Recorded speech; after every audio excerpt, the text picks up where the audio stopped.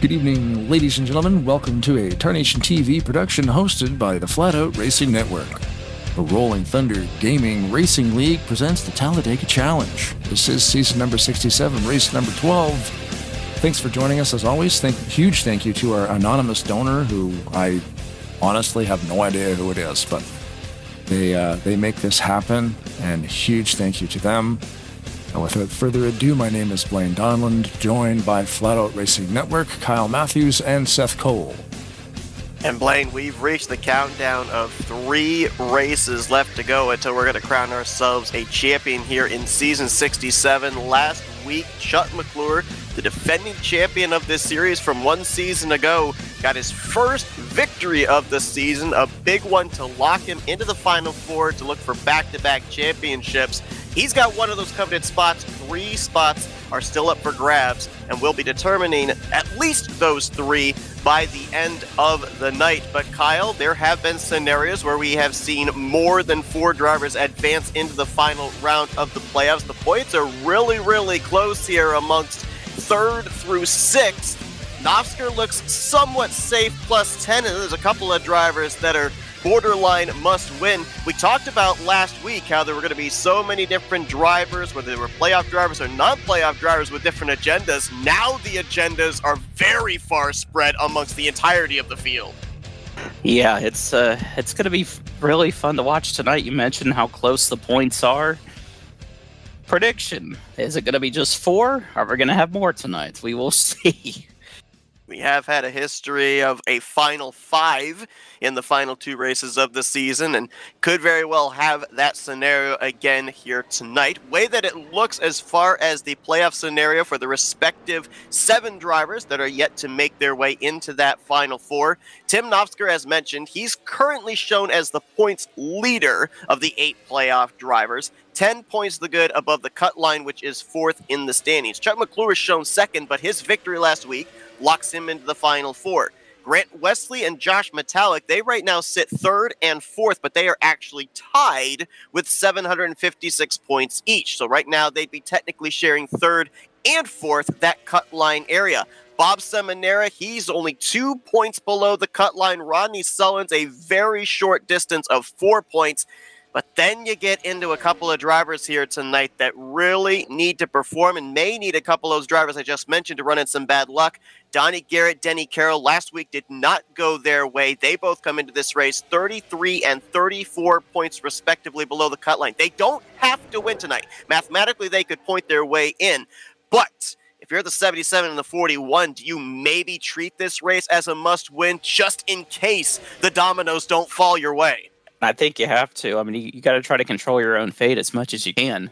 And, it's interesting. You look at Donnie Garrett. He's been in this position before. He was in this position just to make the playoffs this season, and he was able to win that race and get him a spot and get him a spot into the playoffs. So, I wouldn't count him out either. So it's interesting when I looked at those 2 drivers, I wondered, a lot of times we don't hear drivers stress about it as much, but in a race like this, especially with what's on the line, both Denny Carroll and Donnie Garrett, you'd have to think, would want good starting track position. The random qualifying draw came in. Denny Carroll starts from the pole. Donnie Garrett starts from the 7th position. How much more of a weight off their shoulders is it to know that they're at least going to be starting up at the front and can try and maintain that rather than find themselves coming in tonight in a hole and then have to work their way from the back of the field up to the front? Yeah, they don't have to try to charge their way up there. Denny Carroll, like you mentioned, drew the pole, and Donnie Garrett's got a good, qualifying spot right there. So that takes a little bit of pressure off. Not saying that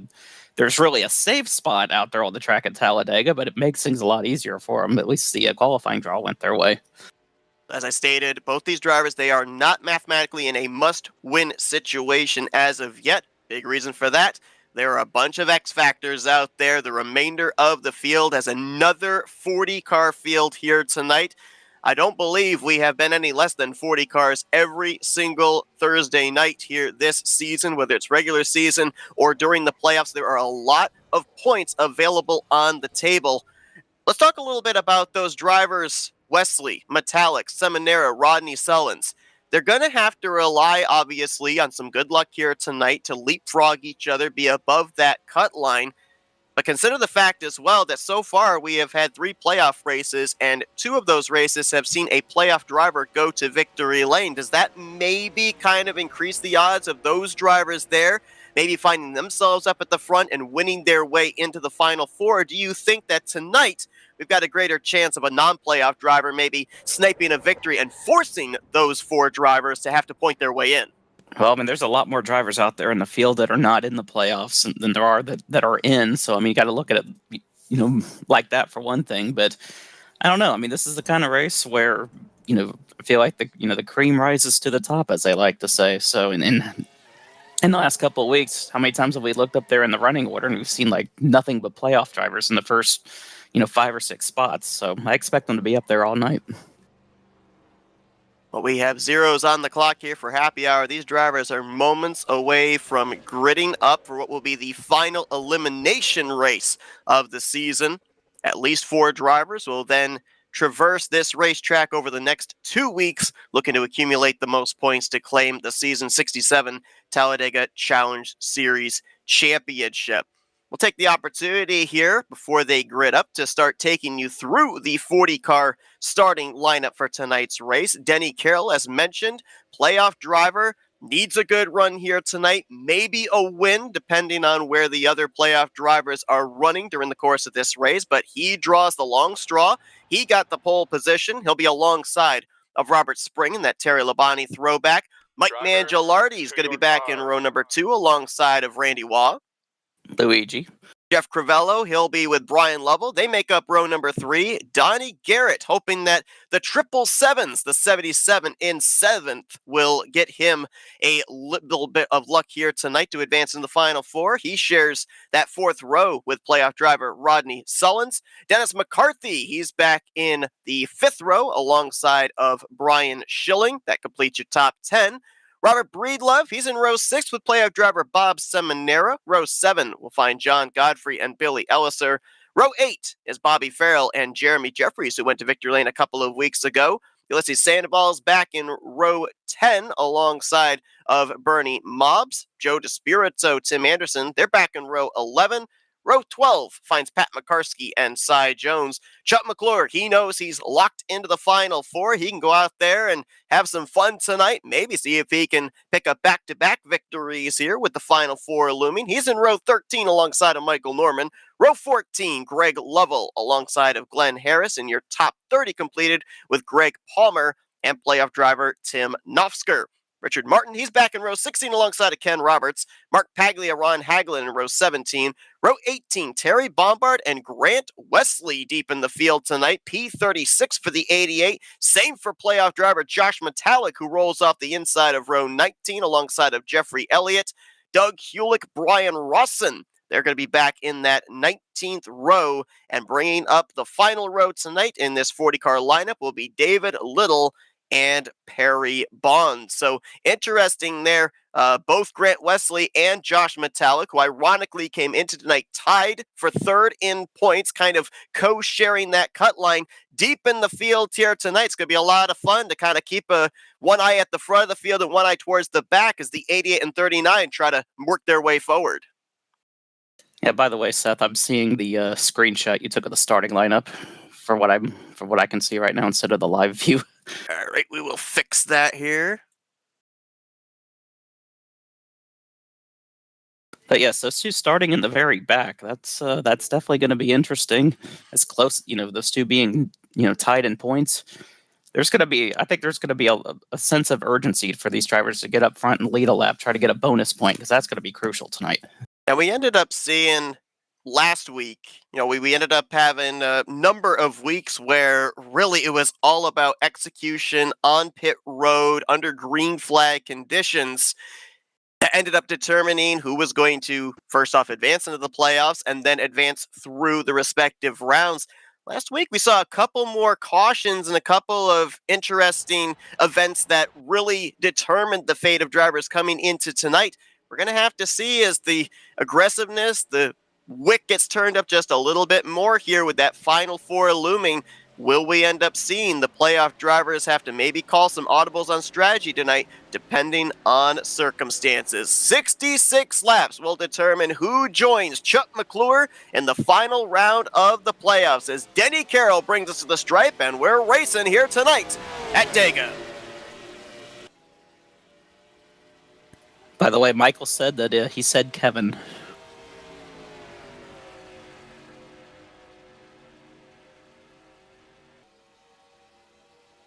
I'm assuming he's saying that for good luck. He was hoping he was going to start this race up inside the top 10, and the random qualifying draw put him back outside the top 25. Well, it's not where you start, it's where you finish. It really matters, but Denny Carroll sure is... last week, so... 6, yeah. But Denny Carroll sure is happy with that qualifying draw as he is side-by-side for the race lead, getting a good push there from the 29. They're pretty organized on that outside line, though, too. Can he get back to the stripe here, lead that lap, get that valuable bonus point? It's going to be close between himself and Robert Spring, but I think Spring got it. Yep, I think you're right. Already getting a third line going. Randy Waugh leading that line right there. Rodney Solins right behind him. Brian Schilling, Bob Seminara, Jeremy Jeffries. Good number of others up there as well.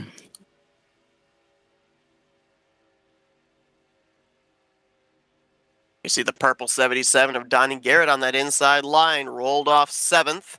Right now running unofficially in the 6th position as he's on the bottom of that 3-wide situation. Again, he in the 41. They've got to be running up at the front and stay at the front here tonight to give themselves a shot of getting above that 4th in the standings cut line. Denny Carroll will get the bonus point that time. Now Donnie Garrett going to lead that middle line. Pulls up in front of Robert Spring. Had to give a little bit of space there to Jeff Cravell on the inside. Robert Spring up and into the wall, actually, there off of turn 2. Fortunately for him, he got an even bump from the 21 of Randy Waugh, but that almost stacked up that entire third line. Yeah, that was a nervous moment for a lot of people right there.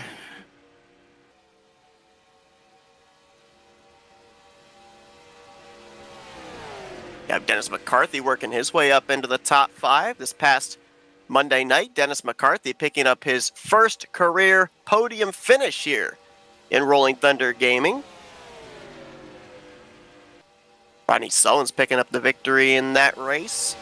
Dennis right now battling with Donnie Garrett for the 4th position. Here, you look at the different drivers, the playoff drivers, their scenarios coming into tonight. And while obviously you don't want to find yourself in a deficit coming into an elimination race, I almost like Donnie Garrett and Denny Carroll's position more than I do some of those others like Grant and Josh and Rodney and Bob, in the fact that tonight your goal is pretty much clear. You've got a set position that you want to be running in or above, whereas all the others, with the points as close as they are, when you're in a 40-car field, are you able to, in a way, determine your own fate of, okay, if I'm running here and they're running there, I'm just barely above the cut line. It's almost like you have to wait for the dust to settle to see if your effort was even enough to keep you in the final 4. Yeah, a lot of stress for the rest of them right there, except for the 40, like you mentioned, the 41 and the 77. You know, they don't have to play defense. They just got to be on offense the entire time. That is a lot easier than everybody else. You know, they have to worry about where everybody else is running. They have one goal in mind: try to win this race and advance. Everybody else, boy, they have a lot more to worry about.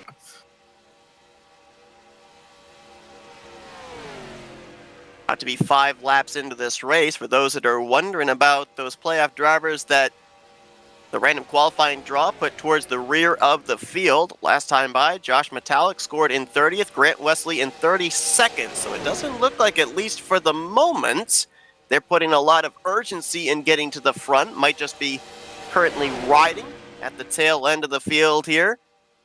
We'll see if they start making any forward progress. Metallic right now is in that middle line. Grant Wesley, he is actually up in the top line behind Ken Roberts. Donnie Garrett looking for the race lead. Getting a nice push from the 44, Brian Lovell. He's side by side with the 29. Wrecking in the back. Caution is out. Oh, and a big wreck here. Oh, and one of the drivers involved is one of our playoff contenders. Tim Nofsker. Lot of left side damage. Actually, I think that car may have been up and over. I'm seeing some roof damage on that Amp Energy Chevrolet. Well, damage on both sides right there, man.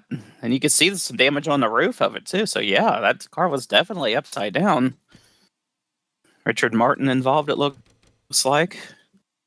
Doug Hewlick in 23 as well. And remember, for Tim Nofsker, he came into tonight, yes, leading the point standings in terms of points accumulated last week and the bonus points that carried over from the round of 12 into the round of 8, but only 10 points to the good above the cut line. Yeah, Bombard had a real big head of steam there. He had to check out something awful. That caused a stack up.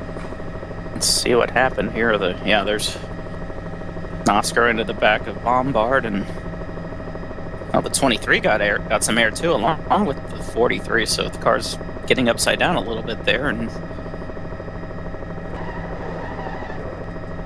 I'd mentioned about Grant Wesley moving his way forward on the third line. One driver that was right behind all of this did a great job of avoiding was the 39 of Josh Mattel. He was actually boxed in the middle line and somehow was able to find a path to the inside, just barely avoiding running into the back of Richard Martin. I think something happened to the 22, right? Because saw Palmer just look like he got out of the throttle big time right there. I think that's what caused the checkup.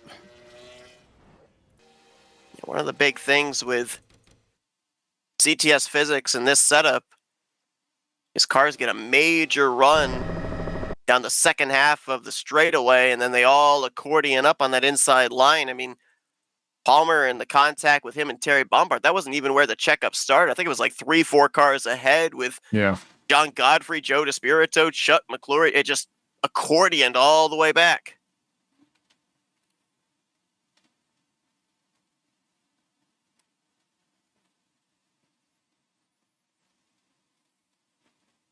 Quite concerned about that Tim Nofsker machine. Now, I think he more than likely, provided they don't shut the engine off, he's going to stay out there. He's going to log all the laps he possibly can. But I don't see any feasible way that that car is going to be able to stay up to speed and in the draft. And we know that coming into a race like this, with how many cars there are and the level of competition, 10 points above the cut line, that might as well be 1 point. It is not a safe space at all. Boy, how quickly things changed. Tim Nofsker went to victory lane 2 weeks ago to lock himself into this current round, and now he's going to be pretty nervous the rest of this race.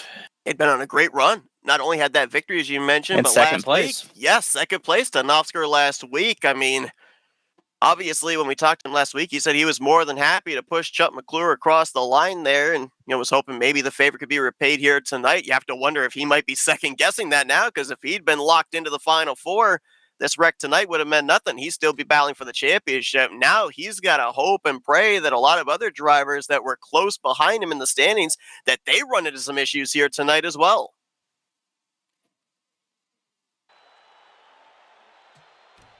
In fact, the last 2 weeks, both Tim Nofsker and Chuck McClure finished first and second. In fact, Rodney Sollins finished third the last 2 weeks. So, yeah, that was... Still blows my mind that was it. Something like that can actually happen on a super speedway, as competitive as things are there. But that's just an amazing feat. But it's not going to happen tonight, at least not for Tim Nofsker, unfortunately. He has made his way back out onto the racetrack. He's been on pit road a couple of times here under this caution period. And they've done the best they can to repair that machine, but he is still wearing the wounds of battle. And there's no way that car is going to be completely up to speed. He will remain on the lead lap on this upcoming restart. Terry Bombard has taken his car back behind the wall, so he'll get credit for 40th place here tonight. Everybody else is still running at this point in time. And Robert Spring is actually going to be the one to get us back under the green flag, as I believe he and Jeffrey Elliott both elected not to come to pit road under this yellow. Everybody else behind them did. So Donnie Garrett, Brian Lovell, Jeff Crivello, will be the top 5, followed by Mangialardi, Breedlove, Waugh, Sullins, and Despirito. See Denny Carroll way in the back there. I don't know if we had a penalty or something on pit road, but he was right up there. I think if he wasn't leading the thing, he was running in second when the caution came out. So there's a lot of track position loss there for the 41.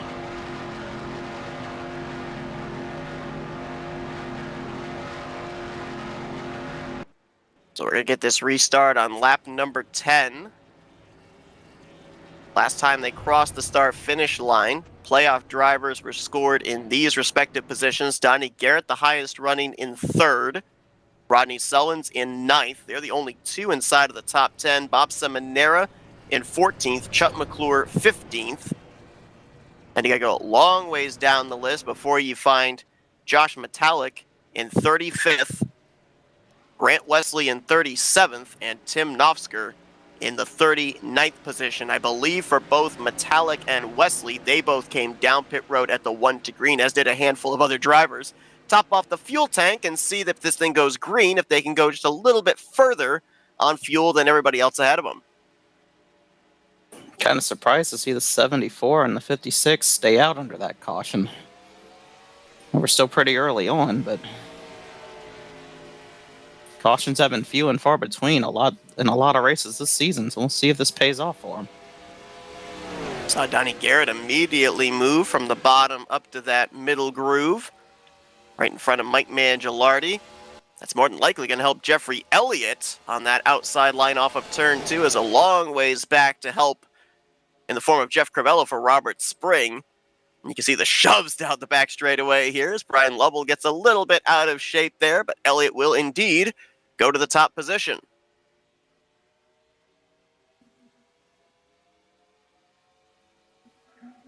Yeah, they're a lot more organized on the outside right now, and that's... You see they have a bit of an advantage, but already a third line forming with Brian Schilling leading that line. As expected, Tim Nofsker majorly off the pace. The field to start-finish line when the leader hit it. Nofsker was just making his way into the entrance of the tri-oval. Now if you're Tim Nofsker, you're kind of counting cars in respect to the other drivers behind you in the standings. Not counting bonus points for laps led or anything like that. He needs to make sure that Grant Wesley doesn't finish 11 positions ahead of him. Same for Josh Metallic. Bob Seminara cannot finish 13 spots ahead of him, and Rodney Sullins cannot finish 15 spots ahead of him. That's all scenarios, not even counting the possibility that either Donnie Garrett or Denny Carroll find victory lane here tonight. And he's about 20 mile per hour slower than he should be, so that's he'll be watching the rearview mirror. I'm sure he'll be getting out of the way when the pack comes around. Boy, Bob Seminara darts to the bottom right there. Not sure what happened there, but went to the inside of the 92. Doesn't have any drafting help right now. Got Breedlove coming and trying to get up there to him, but... Oh, somebody tagged the wall there. Who was that? That's McClure. McClure, maybe? Yeah.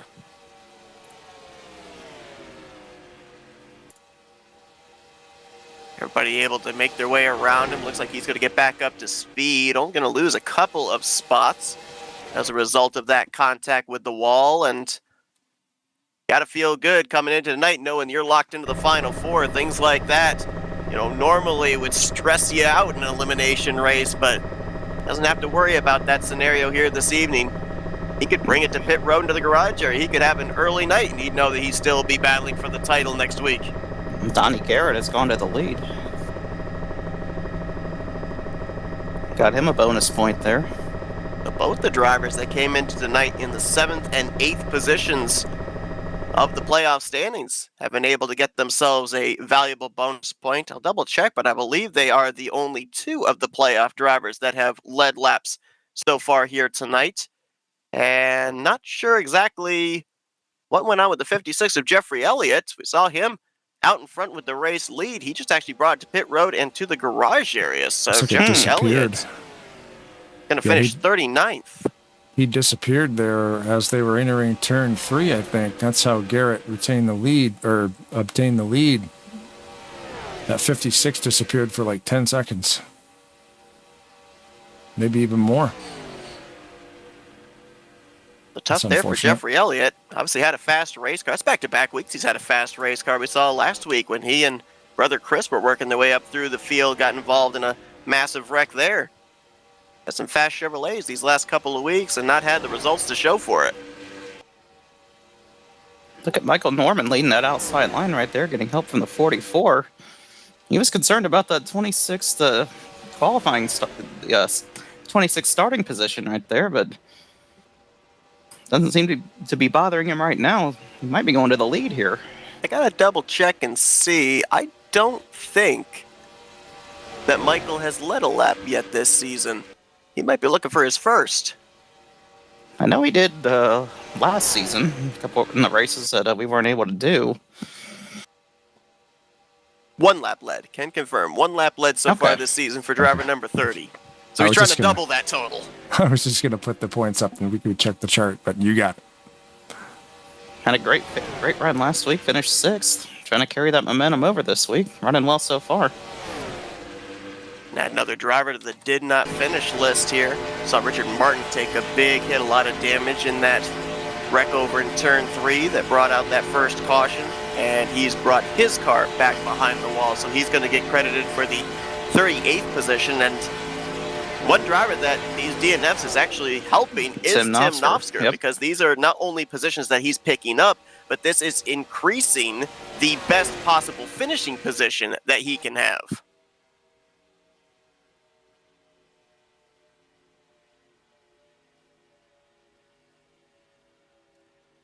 And precious points count, like you said, he picks up, especially from the bottom there.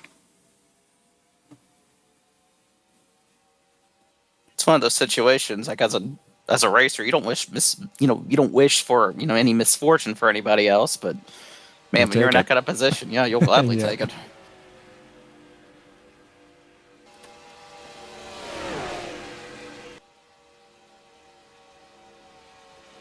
Got a third line up there with a couple of Bryans, Schilling and Rawson. Rawson started this race from the rear of the field, rolled off the grid from 40th. Jeremy Jeffries in the middle of the 3-wide situation there. Bernie Mobbs, the Robbie Gordon throwback on the bottom. So you've got Robbie Gordon, Michael Waltrip, and Ernie Irvin battling at 3 wide for around the 13th position. Mark Martin and Darrell Waltrip right there as well. You look at 390s throwbacks right there.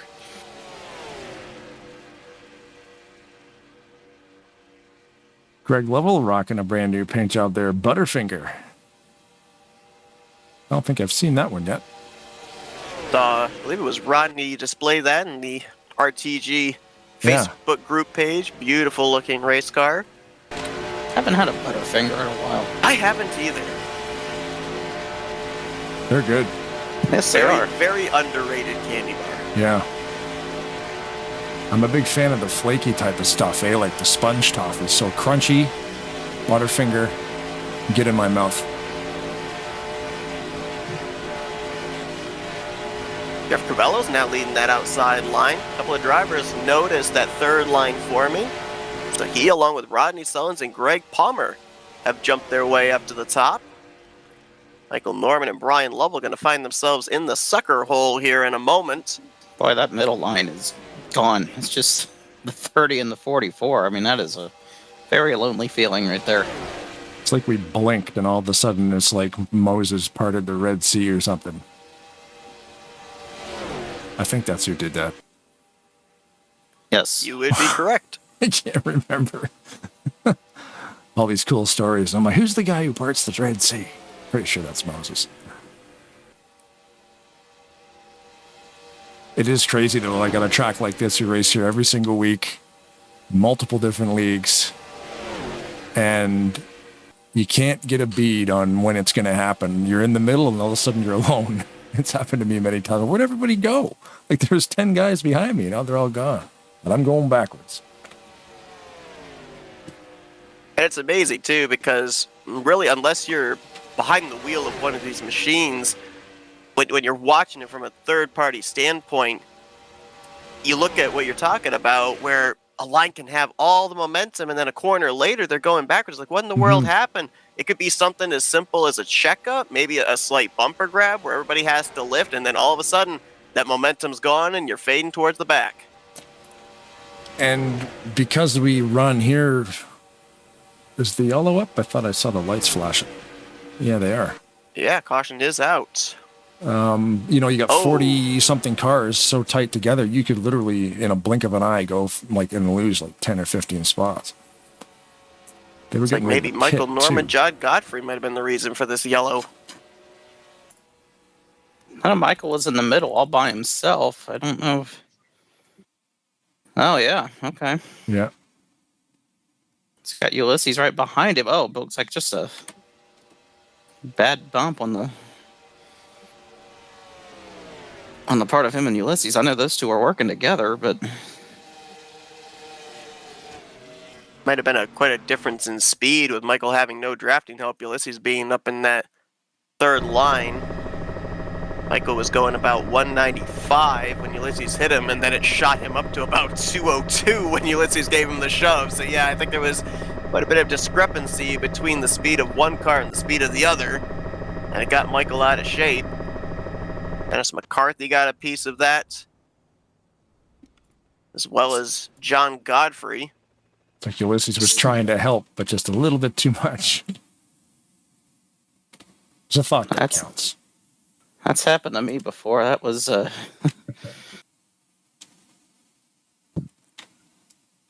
caution saved Robert Spring. Remember, we saw him and Jeffrey Elliott stay out under the only caution we had prior, and Robert was actually on pit road getting service at the time that yellow flag waved. He will remain on the tail end of the lead lap. He should have the lead after all this is over with. Looks like everybody on planet Earth is coming to the pits today. I believe this is also going to help Tim Knopfsker. He was 2 laps down at the time that yellow flew, so he'll get one of those laps back via the lucky dog. Michael said he definitely got some damage in that, so let's see how that's going to affect them.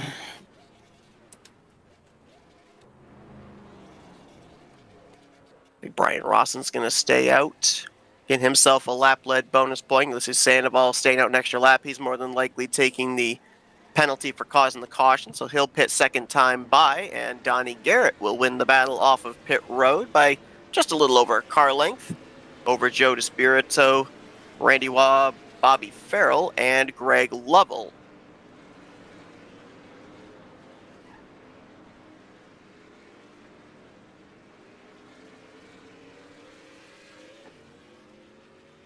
Well, you mentioned, Kyle, about back in that regular season finale, Donnie Garrett had 2 goals. Win the race and make sure that race win gave him enough points to get up into the top 20 in the point standings to be eligible for a wild card spot. He accomplished both coming into the night in almost a borderline must-win situation. Do you think he's maybe turned back to that same page of the playbook? Oh, I would imagine so. I mean, he's already made his way to the lead, and I would say his goal is just stay up there now that he's got up there. He performs well under pressure. He definitely proved that, and that's in the regular season finale. So absolutely does. On board with the leader, Rawson, number 6. As we watch the battling here of drivers trying to make their way into the Final Four, another fun battle to keep an eye on here tonight. The 17 of Chuck McClure and the 88 of Grant Wesley duking it out in the Bracket Challenge Championships. It's the finals on the loser's side of the Bracket Challenge tonight. Winner will move on to face off against Brian Schilling next week. If Brian ends up winning the battle next week, he is outright going to be the Bracket Challenge champion. But if Grant or Chuck, depending on who moves on tonight, are able to win next week, it then goes into a rematch in the season finale. So Brian Schilling will be waiting here tonight at the conclusion to see who he will be battling next week for the overall championship in the Bracket Challenge.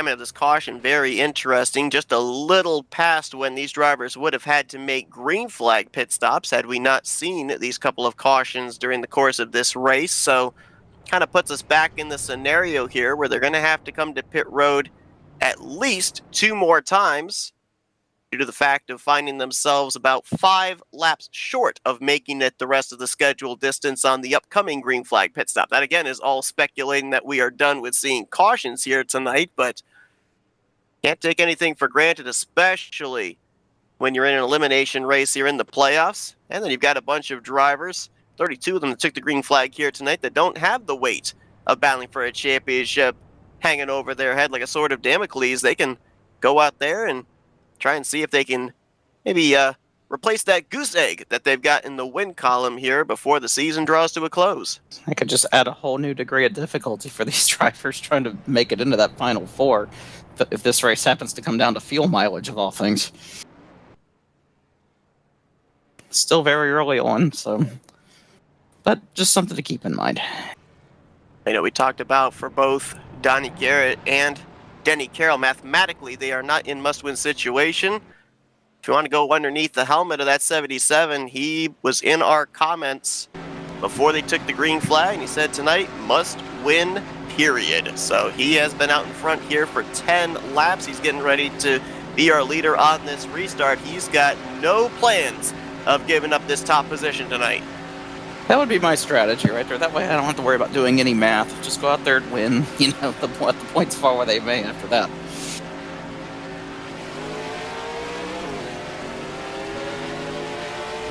Caught sleeping a little bit there on that restart was Donnie Garrett. DeSpirito got a great jump. The problem is, though, 21 is right behind the 77. Yeah, 92, a long ways back. He got a good push there from the 92, but Farrell couldn't keep up with him right there, and now DeSpirito's paying the price for it. Donnie will move up to that middle line as the energy starts to build there. DeSpirito back to Farrell, back to Seminara. Tim Anderson up here in the 33 as well. And take a look on that inside line. Third car in line, that Dale Jr. throwback, Grant Wesley, from all the way back in the 36th starting position, has made his way up into the top 10. I'd have been surprised if we didn't see him up here in contention before the end of the night, despite him starting back there. Fresh off a victory last night at the Chicagoland Speedway in the Aero 88 Series, his 5th victory on the season there on Wednesday nights. 2 races left to go as he's trying to hold off Jeremy Jeffries' Jeff Supta to claim that championship, and would love to join Chuck McClure in the Final 4 to compete for the championship here tonight. Grant ended up having a run where he had 3 championships in 4 seasons here on Thursday nights. I would love to be able to add yet another championship here as they are 3 wide further back. One of the drivers in that 3 wide situation is the 41 of Denny Carroll. You had documented, Kyle, back during that last caution how he went from the front to the back, and I noticed him most of that run just kind of chilling at the tail end of the lead pack. Doesn't look like that's the case now. Working his way back forward is tonight's pole sitter. You were talking about Wesley racing yesterday. Was that NASCAR or was that in iRacing? NR. Okay. Old Faithful. NASCAR 2003 season. Yes, indeed. Yeah, because I know Rolling Thunder runs iRacing leagues as well, right? Yes, they do. Yep, on Tuesday series. nights. Yeah, right on. Got a third line foreman. Whoa. Donnie Garrett saw that going. Had to try to get in front of. The Spirito, and around he goes. This is going to be a massive one here as it's in the tri-oval. And I see at least 3 or 4 playoff drivers involved, including Rodney Sullins, who is up and on his side.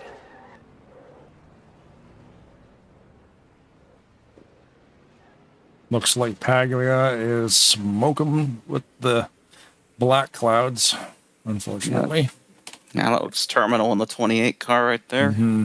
I saw Josh Metallic spinning down to the inside of the racetrack. Not sure if he got any damage or not. Might have been a harmless spin for the Ryan Newman throwback. Saw a lot of damage to the back end of Rodney Sollins right there. This was in the tri-oval and right up at the front of the field as well. They were trying to make a move right there. I noticed that outside line was coming, and I think the 24 and the 77 moved up, and I think that's where the contact started. I don't know with who exactly, but...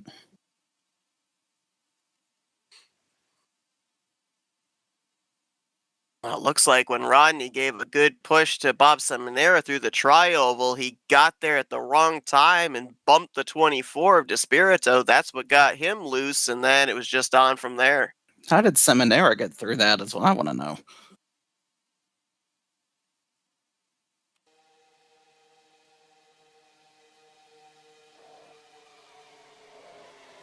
And Josh Metallic, he went for a spin down through the infield grass, but I don't believe he hit anyone, and I do not believe that he hit the wall either. Big hit head-on for Brian Rawson.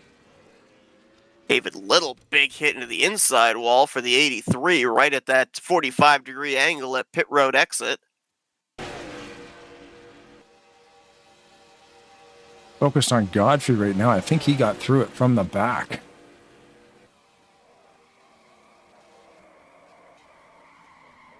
Yeah, he did. Unscratched, drove through the whole thing. No, Rodney Sollins got upside down. Yeah. Yeah, Rodney was sliding on his side down the wall there. Yeah, we saw, you mentioned Blaine, the 28 at Mark Paglia smoking. I think it was a hit from him as he got directed up into Rodney Sullins that ended up bringing about the terminal damage for the Lotus throwback. Kind of squeezed Rodney up into the outside wall, flipping the 38 over onto his side.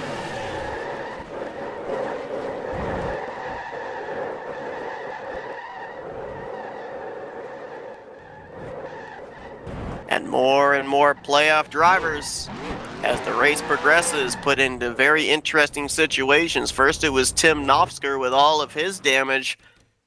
Came into this race 10 points to the good above the cut line. Now it's Rodney Sullins who came into the night 4 points below the cut line. So your Grant Wesley or Josh Metallic or Bob Seminara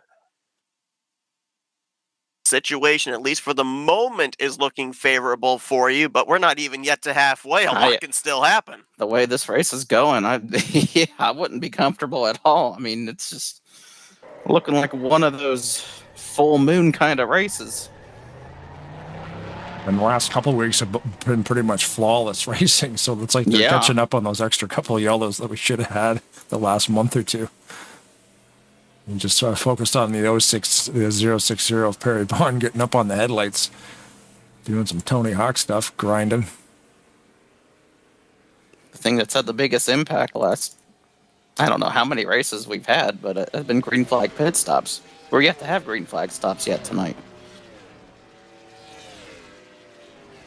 Kind of interesting, too, because, going back to Monday night, when it was the elimination race there to determine the final four, Dave Melson was involved in an early wreck. Brian Schilling had an engine failure. Jim Glaude was involved in a wreck. About the time that we got to halfway, the final four were basically already determined for those that were still out there and those that had managed to get stage points at the halfway point of the race. We're almost entering into the possibility of that territory here as well with the Knopfsker and Rodney Sullins incidents here. There are some drivers that they may not even need a top 5 or a top 10 tonight. Just as long as they finish the race on the lead lap, it may be a securing their spot into the final four scenario.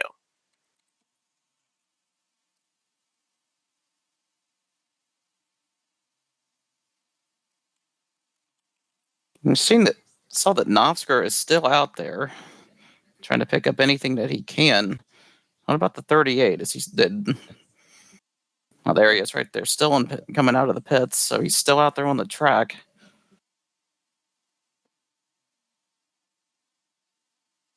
Back end is completely gone on that car. The thing that's going to be the question mark for the 38 is, does he have aero damage on the front? Because if it's just damage on the back end of the race car, I can say this from personal experience with this mod, you can actually still be competitive. You can still run up in the lead pack. But if he's got damage on the front end of that race car, which getting up over on his side like he did, I'd be surprised if he didn't, then that might put him in the same type of scenario as Tim Knopfler. I think he, by himself, would be able to turn faster lap times than the 088, because I think there's a lot more damage on Knopfler's car than there is on Sullen's, but might need a lot of help to be able to stay up here towards the front, as looks like Bob Seminara is heading to the back, may have been deemed responsible for bringing out that yellow flag. And that's going to have Robert Breedlove the leader as we go back green. He alongside of Randy Waugh for this restart. Luigi.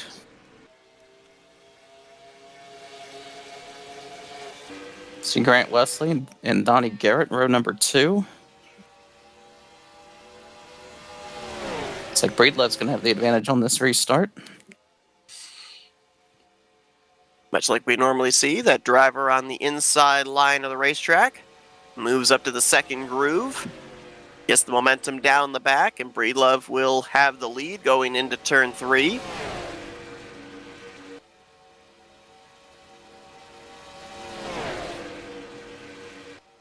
You mentioned about Tim Knopfler, that caution coming out. He got the free pass. Back on the lead lap now is the 088.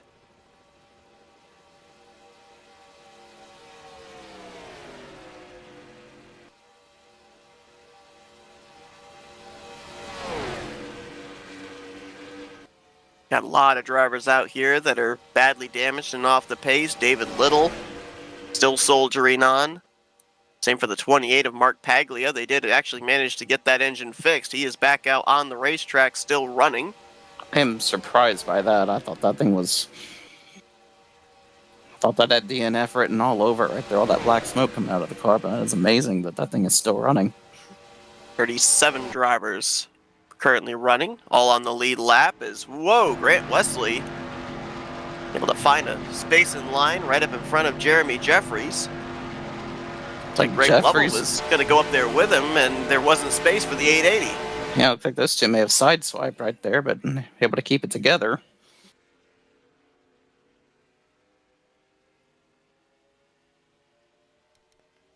Cars up to full song. Looks like Joe DeSpirito may have faded back to try and pick up Bob Seminara, bring him up. Whoa! Middle of the pack.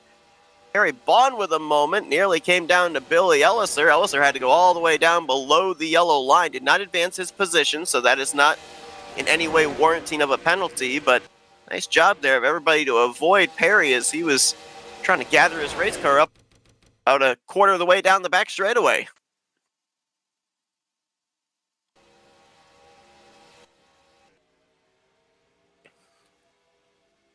So it's interesting when that green flag came out. Saw Joe DeSpirito kind of throw out the parachute. He dropped to the back to pick up Bob Seminara.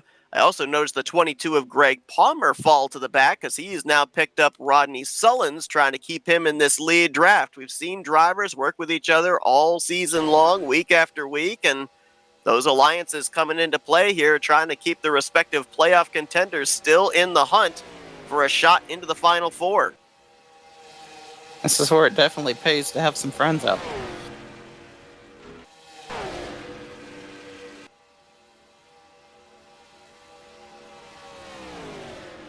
Just moments ago made their way around the wounded car of Mark Paglia, so that puts him back a lap down. Tim Knopfler is about half a racetrack ahead of the leaders right now. As Robert Breedlove continues to show the way. Crossed flags. Halfway. And at least one more pit stop to make. The timing of that last yellow, they should be able to make it now on one more stop. Now the big question will be, if we continue to trend green, when exactly they decide to make that dive, because there are some options here. You could come to pit road right when the fuel window opens, which would be in about the next 10 laps. You also could maybe come to pit road, stretch it as far as you possibly can, which would be somewhere around 12 to 15 laps. So we may end up seeing a wide window of when drivers elect to come down pit road, if indeed we are done with seeing caution flags here tonight. David Little has just retired. That front end impact, I guess, did that engine no good.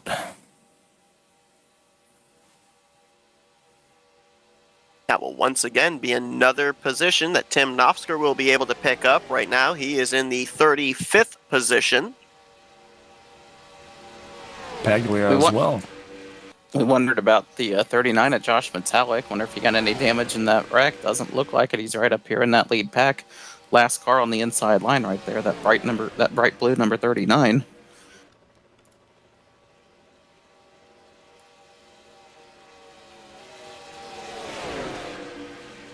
So right now, Grant Wesley, as you mentioned, Josh Metallic, they're looking like they are in really good shape to be a part of the Final Four.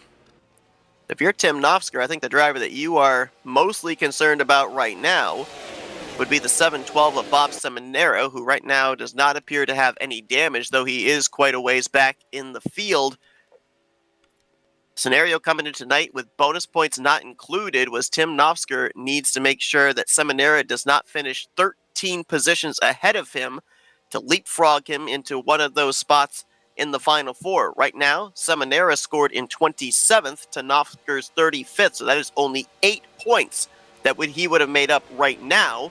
Obviously, still a long ways to go, 30 laps still to run. But Knopfsker is hoping that Seminara cannot gain any more before the conclusion of this race. Seminara finding some positions, though. He's up in the top 20 now. If right now, Seminara would have to be running 20th or better to leapfrog the 088. And to your point, I think he is literally about to do so this next time by. As he works his way to the inside of John Godfrey. And he's getting a nice toe off that inside line. He's going to be a part of this double wide formation here when they come around to the stripe this time. He crossed the line in 22nd, but then he got a pretty good run there and gained a bunch of spots. So I guess we're going to find out officially how many. From 22nd position to 15th. 19th. I love how it switches so fast. I got to give it a second because it goes all over the place. Saw Michael Norman involved in that second caution on the back straightaway. As you alluded to, he said he had some damage, but it looked like it's really affected him all that much. He's up in this pack as well. 7th car on the outside line, right behind last week's winner, Chuck McClure. Looks like he's able to run well in the draft, so that's a good thing for anytime you have damage. At least if you can keep up in the draft, you'll have a shot at it.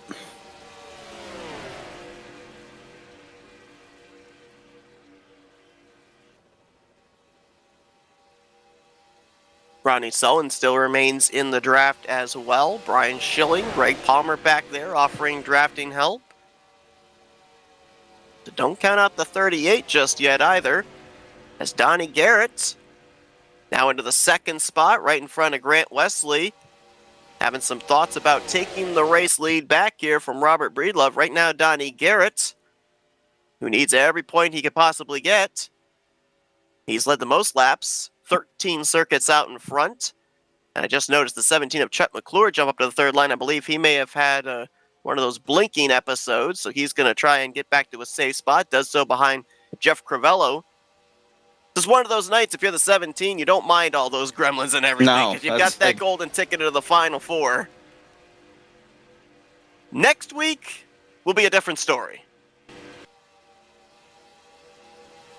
You'll take those stress-free races when you can get them, though.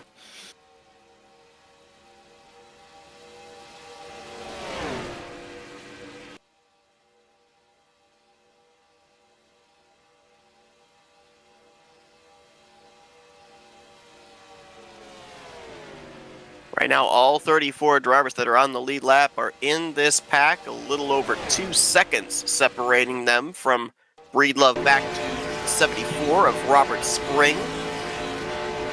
Knopfsker 1 lap down, Mark Paglia 2 laps down of the 36 drivers that are still out there. Grant Wesley had thoughts of jumping up to that 2nd line right there that Randy Watts is leading, but quickly decided to go back to the bottom.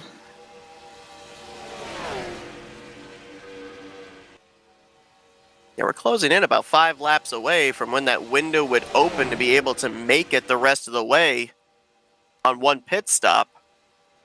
That might be why we're seeing Robert Breedlove leading the field around on the bottom of the racetrack. Donnie Garrett seems pretty content to ride behind him. Grant Wesley in third, and then it's side-by-side for fourth with Brian Lovell, Randy Waugh. Randy's got the 31 of Bernie Mobbs for drafting help up there. Jeremy Jeffries, Jeff Crivello, Chuck McClure trying to get up there as well, but they're going to need more and more numbers if they're going to make forward progress. Right now, they kind of seem to be stalled out.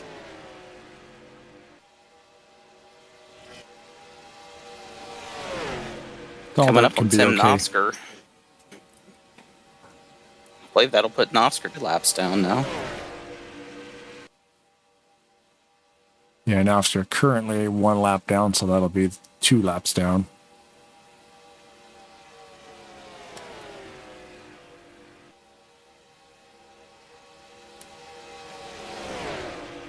Bernie Mobbs find a way down to the inside line there in front of Denny Carroll. Looks like more and more drivers are trying to do the same as now Robert Breedlove onto pit road. All by his lonesome. Oh, pits are closed? No, that's got to be wrong.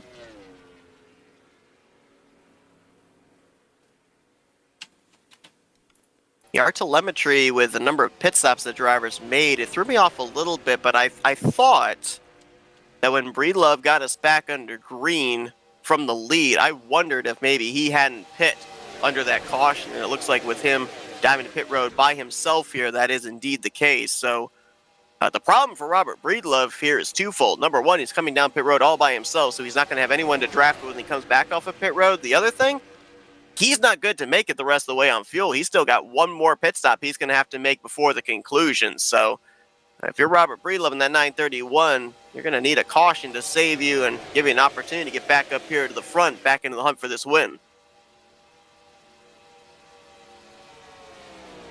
Bernie Mobbs, another awesome painter here in the NASCAR Racing 2003 community.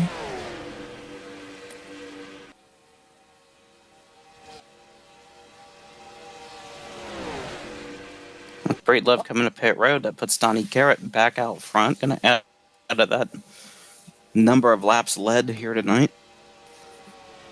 I believe Bernie was always painted Bob Dixon's cars, if I'm not mistaken, correct? I think you might be right. Yeah, I believe it was a Bernie Mobbs specialty on those 143s. Yeah, those STP cars that Dixon ran there, those are some good-looking cars. Yeah. Unbeatable color scheme. One thing that always amazes me, we always talk about the talent throughout the field, but how many times, I think you could probably count on both hands how many times we've had drivers come into respective elimination races in must-win scenarios for whatever reasons and somehow be able to deliver. I remember a couple of seasons ago, Josh Metallic was in a must-win situation. Oh, yeah. Was able to advance his way in. Grant Wesley's been in the scenario before. Joe DeSpirito. And we saw Donnie Garrett do it here in the regular season finale, looking to do it again here tonight. It amazes me when all the odds of super speedway racing are telling you it's impossible, and somehow they're able to overcome all those obstacles and be able to still find victory lane. I mean, Donnie Garrett right now, his goal was clear. He said in the comments, win or bust.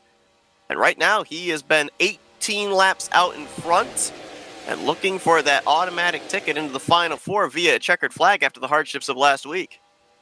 Yeah, that went a couple seasons back with Josh Metallic was awfully impressive. He already announced, because it was already, they were already in the middle of the playoffs. He already announced the week after that race that he wasn't going to be there. He was going on vacation, so he had one shot at it. He had to go out there and win, and he did just that. And yeah, anytime a driver can do that on a super speedway, man, that is extremely impressive. Well, and what Donnie Garrett was able to accomplish earlier this season by winning that regular season finale and getting himself into the playoffs. Yeah, and if Donnie Garrett hasn't led laps tonight, he's been up there the whole entire night. Just kind of floating around in that top 10. Well, if you look at this formation right now, this is what we call the snake. Everyone is single file on the inside line. Big reason for that. Pit And stops. last time they crossed that start-finish line, you can make it the rest of the way on fuel. So we might end up seeing some drivers make the dive this time by. Here comes Donnie Garrett. Denny Carroll, Jeremy Jeffries. Let's see Sandoval locking him up a little bit. Five swing wide on cars. coming in. They were Holy 4. moly. Wow. It was almost 5 with Rodney. Almost. Wow. Ryan Schilling, Ron Hagelin, Mike Mangialardi. I think we're all in that 4, almost 5 wide situation. Somehow they all made it. Again, thank you, John Godfrey, for the wider pit road. Mm-hmm. Where is he? There it is. John Godfrey. Gives Grant Wesley the lead. He gets a very crucial bonus point. Lap 48, and we're saying Grant leads the first lap. What is this race?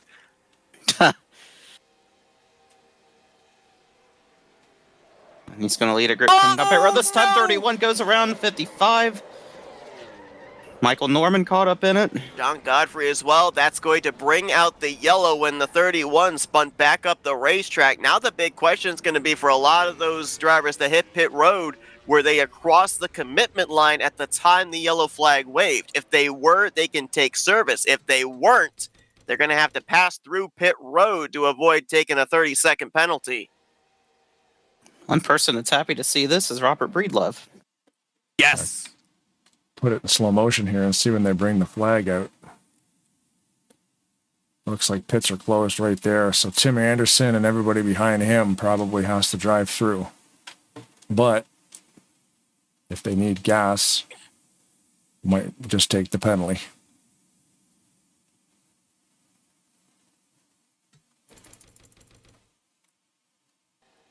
And Bernie Mobbs got some help from behind from Bobby Farrell. Him spinning back up onto the racing surface of what brought out the yellow. Notice Bob Seminara got a piece of that. I don't know if that had anything to do with the other incident. No, not really. Ken Roberts into the back of Michael Norman. That shoots him down to the inside wall and then back out into the path of John Godfrey. So we had about 2 or 3 different incidents there with that big group of cars coming onto pit road. Chuck McClure got a piece of that as well. Maybe Josh Metallic? I'm not sure.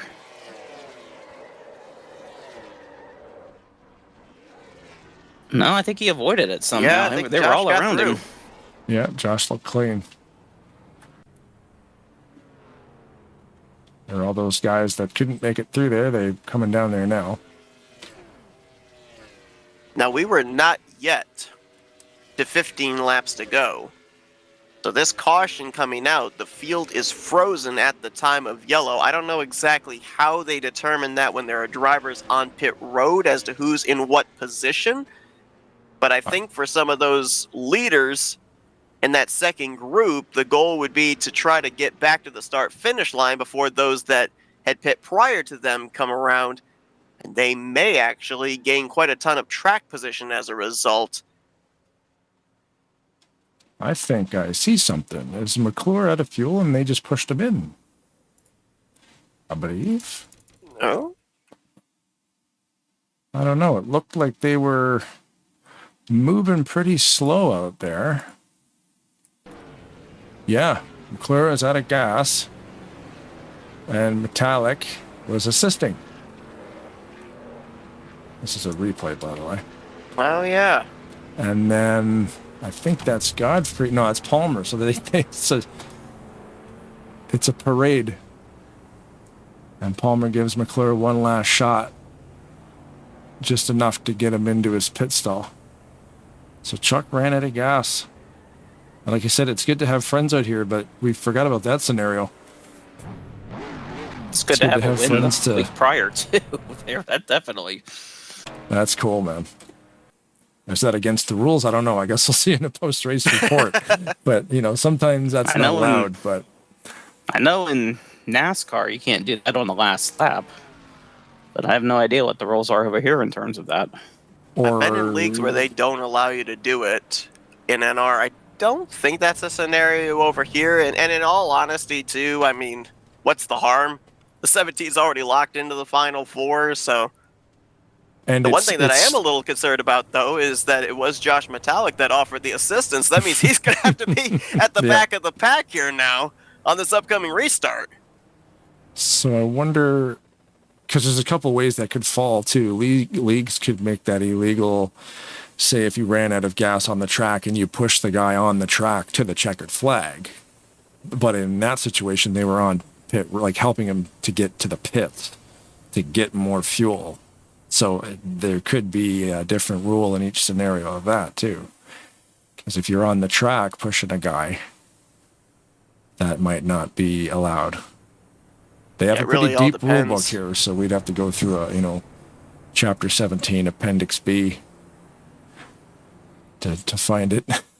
Section 1.4. Yep. Paragraph 5. Yep. Of course, nowadays we could just click on the little magnifying glass and type it in and search it. Well, here's the thing. How long RTG's been running? I guarantee you that they have a rule about that somewhere. Yeah. And I'm thinking it can probably differ because I've seen it both, helping someone to the pits is different than helping them on the track get to a checkered. So if somebody ran out on the track, you have to leave them alone. If it was the final lap which I believe Kyle just mentioned too, something about a final lap thing. So all different ways. Drivers have been penalized for doing that in NASCAR over the years. I know that. If somebody runs out on the track trying to push them around there, I know that is illegal. Well, gentlemen, you want to talk about a storybook scenario? Yes. Donnie Garrett and Denny Carroll came into the night borderline must win. Look at our front row for this upcoming restart with less than 15 to go. Kind of reminds me again of that of the regular season cutoff. I think they took the white flag. I think Donnie Garrett was leading and Joe DeSpirito was running second. Those two were racing for, trying to win that race and get that final spot in the playoffs. And then behind them, you've got drivers that really have nothing to lose. Jeremy Jeffries, the only non-playoff driver to win here in the postseason. He took the first playoff race a few weeks ago. Ulysses Sandoval trying to get back into victory lane. Multi-time winner here on Thursday nights. How about Rodney Stallings right there? No back end on that car, right up here in the top 10. I mean, that car appears to still be up to speed. He stayed in the lead pack that whole last run. How's Paglia's car still running? We've probably talked about that already, but that's wild. Lotus power, I guess. I guess, yeah. I figured he had the black cloud, but it's all good. Mike Mangialardi going to restart this race up in 5th. Brian Schilling, really haven't talked much about him tonight. He's going to be 7th on the restart with Dennis McCarthy, Perry Bond, Doug Hewlick, the top 10. Grant Wesley's going to be all the way back in 16th, so the timing of that yellow did not benefit him. Josh Metallic going to be 25th on the restart with Bob Seminara in 27th.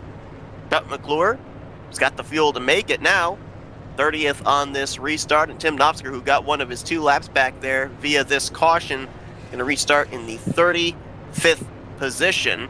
If I'm just eyeballing it based off of who is currently running where, I believe live points would have Chuck McClure, Grant Wesley, Bob Seminara, and Rodney Sullins as the final 4, but that's just for right now.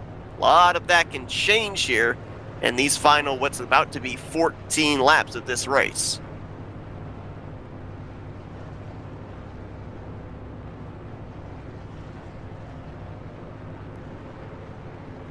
And that's not taking into account that Donnie Garrett is leading right now. Exactly. Great point. Yeah.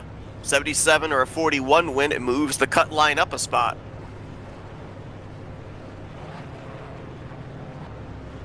Well, what do you think? We done with cautions? I don't know. You got 2 drivers up here at the front that are going to want to make their back bumpers as wide as possible to keep the race lead.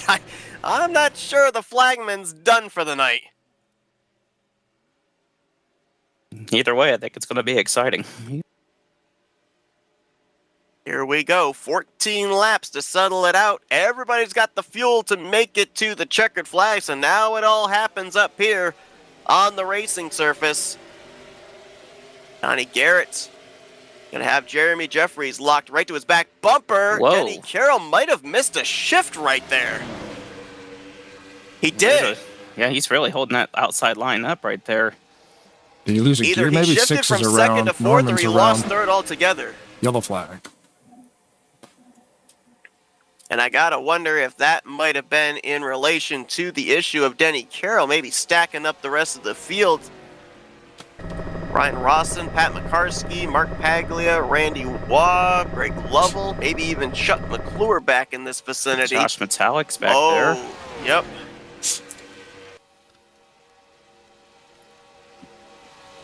If I had to guess, there had to have been a stack up somewhere because of that that gearbox issue on the 41, but we shall see. Less than 15 to go, so they raced back. Donnie Garrett with the assist from Jeremy Jeffries. Won the battle back to the stripe, so he'll be our leader on the upcoming restart. Well, you asked, are we done with cautions? Well, you got your answer. Yes, indeed. And that's got to be worrying if you're Denny Carroll here now with this upcoming restart and maybe any others, because if you don't have third gear, that is a crucial gear that you need, especially when you're trying to keep the momentum going through 1 and 2.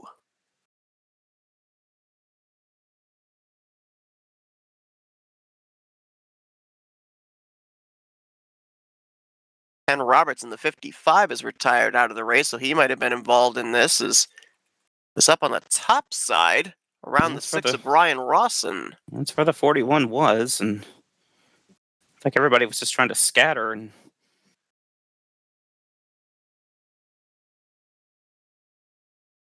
pretty big hit there for Chuck McClure. Got direct up into the wall. Courtesy of Ken Roberts. Michael Norman was involved after a bump from behind by Brian Lovell.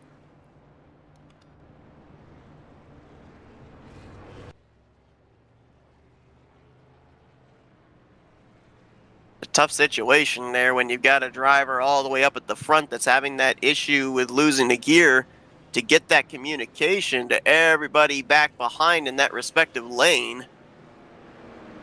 We unfortunately saw the stack up lead to contact, and a couple of drivers going to have some pretty significant damage as a result of it.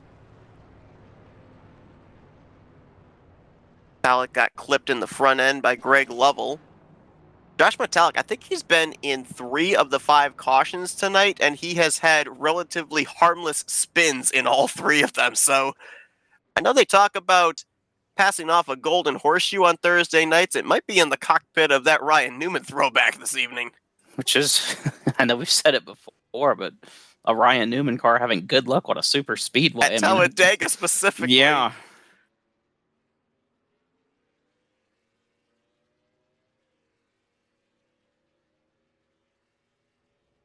This upcoming restart's going to be potentially at 10 to go if we get the lights out on the pace car this next time by. As mentioned, Ken Roberts out of the race, so that continues to move Tim Nofsker's potential finishing position further up. Now, the worst he'd be able to finish is 35th place.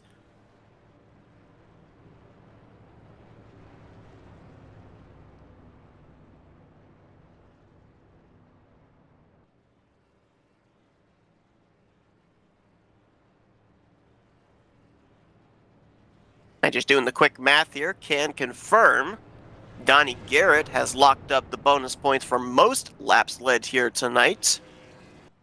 No other driver, even if they led from this point to the end of the race, would be able to eclipse those 24 circuits out in front.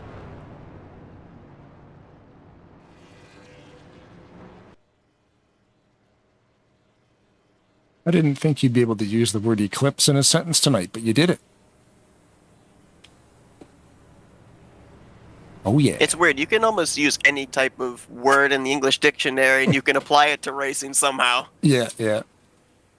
Eclipse, that's one of my favorite wrestling finishers. Who does that one? Athena, formerly known as Ember Moon in WWE. Oh, okay. I don't remember. Do they still call it the Eclipse in Ring of Honor in AEW? Not sure. I can't remember. Mark Bagley giving a shove to Tim Nofsker and make sure that they get back around to the tail end of the field before they go back green. As those two get the lucky dog here. This puts Nofsker back on the lead lap. Paglia to 1 lap down. I mean, I'll tell you what, if Tim Nofsker is able to catch a break and some of the other playoff drivers are involved in a late race wreck here and he's able to somehow sneak his way into the Final Four, he will definitely have earned it, because it's got to be so frustrating being involved in one of those earlier wrecks, spending, 90% of this race off the pace, and then to have it all worthwhile if you're able to somehow keep yourself above that cut line. It's like feels like one of the longest races you've ever ran, just out there logging laps, hoping for the best.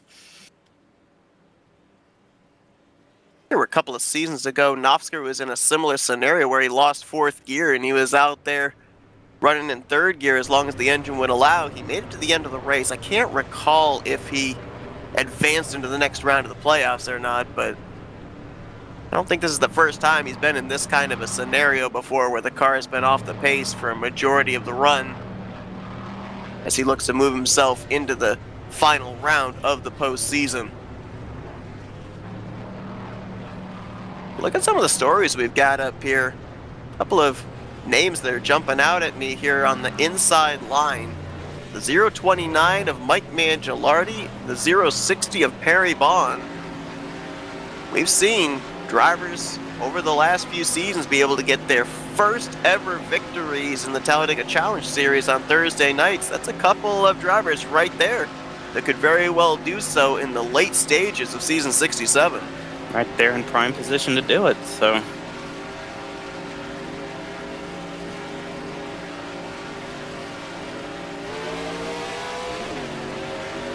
Bit of an early green flag right there. Jeremy Jeffries was ready for it. See Denny Carroll kick to the outside right there. I don't know if... I think you're right. I think he may have lost 3rd gear or something. And everybody was aware of it that time. Didn't want to get caught behind him. Whoa! Perry Ulysses Sandoval. Perry was trying to move up there with Mike Mangialardi. Sandoval was there, and I don't think he really appreciated that. Saw a little paint exchange between those two down the backstretch.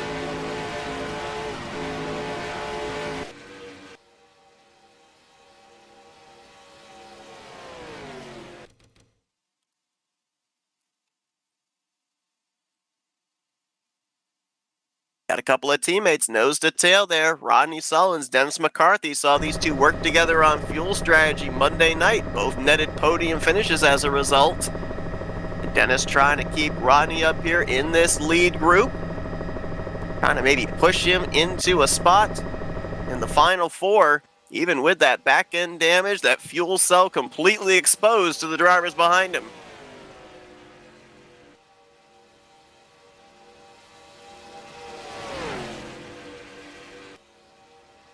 Now you take one look at that 38 car, you'd probably think he's a lap down. No, he's right up here in the lead lap, in a position to possibly win this thing. You never know. So it's just amazing, the physics in this game sometimes.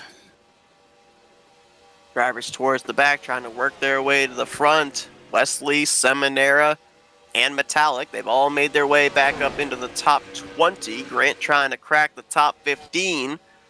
Right now they're all chasing that Michael Waltrip throwback, Jeremy Jeffries. And the caution is out. Chuck McClure.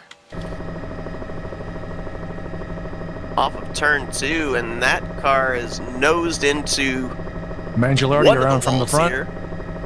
In the race pack situation, Mangialardi from 3rd or 4th place, they just got turned. And Jeff Crivello just got turned off of turn 4, and he got Greg Palmer.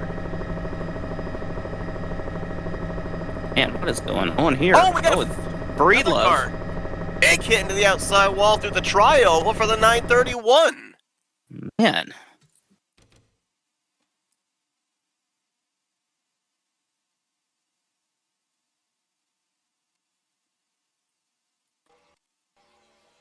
At least 3 different incidents here on this lap. McClure bringing out the initial caution, and then 2 other wrecks coming back to the start-finish line. We should get a restart here. There are enough laps to be able to do so, but it will be less than 5 to go. Oh, man, Gilardi got tore up bad. Holy moly.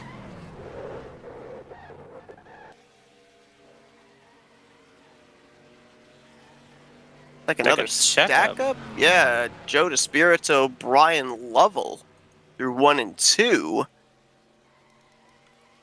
Oh, actually, it was even further ahead of them. Greg Palmer and John Godfrey?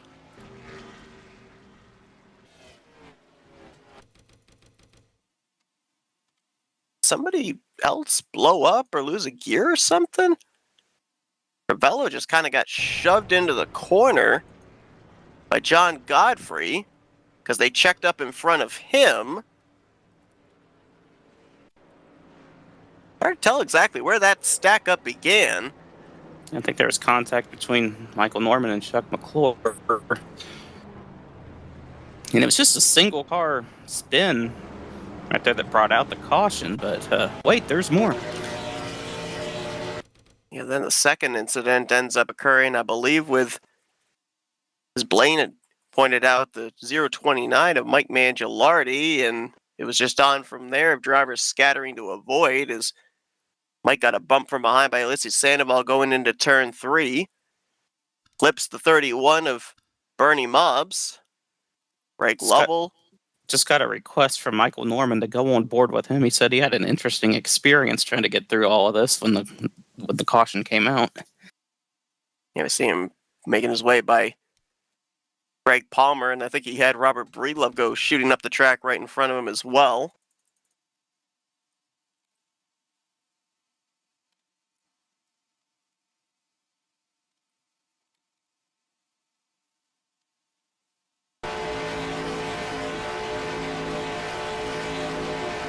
Big hits taken in these wrecks as well.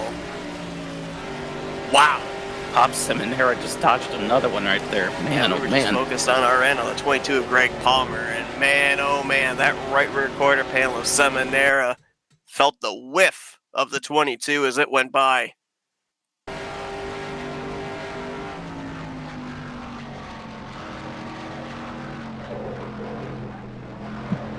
He's Michael Norman in the smoke show.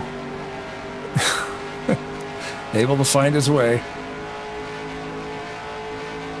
Like Breedlove after he got into that wreck in turn 4, he clipped the grass of the trial. Well, that shot him up the track into the outside wall right in front of Michael Norman. Just behind him, actually, I think.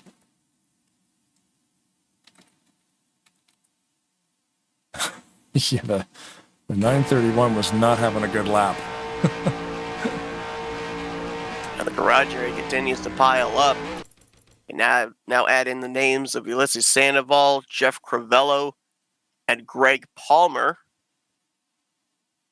I didn't notice something happened to Ulysses right there. If I'm not mistaken, I believe that was his second incident. Because he had the bump from Michael on the back straightaway, and then the bump into Mangialardi into turn 3. So I believe that was second incident charge to the 096. Now, if you have two, you park. Yep. Now, Chuck McClure, very, very happy that he had that victory last week to lock himself into the Final Four because the engine just gave up the ghost on the 17. So it'll be 33rd position finishing result for him here tonight. But he will still be battling for the championship starting next week in the final 2 races of the season. And Novsker's in 25th. Soldiering on. Yeah. It may still happen. It's been a battle of attrition tonight, and that's played right into Novsker's hands here so far.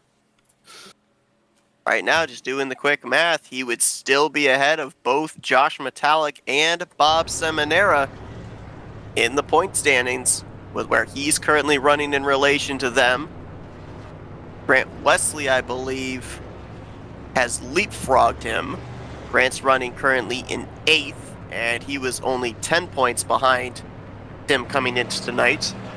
Question mark would be Rodney Sullins. He is third, and he needed to be 15 positions ahead of Tim, so he would be ahead of him also. But again, you got Donnie Garrett up here on the front row, and it looks like Jeremy Jeffries, who is the leader, who is the control car, is electing the outside line for this upcoming restart. It worked for him on the last restart there. I mean, he didn't have lane choice, but figure, got a good start on the outside last time by. Why not try it again? He'll have Brian Schilling behind him for drafting help. Donnie Garrett going to have Rodney Sullins on his back bumper. And this will, it looks like, be our last restart of the night with 4 laps to go. And Jeffries gets a good restart. Reckon. Oh, we got cars up and over back there. This might be the race for the win.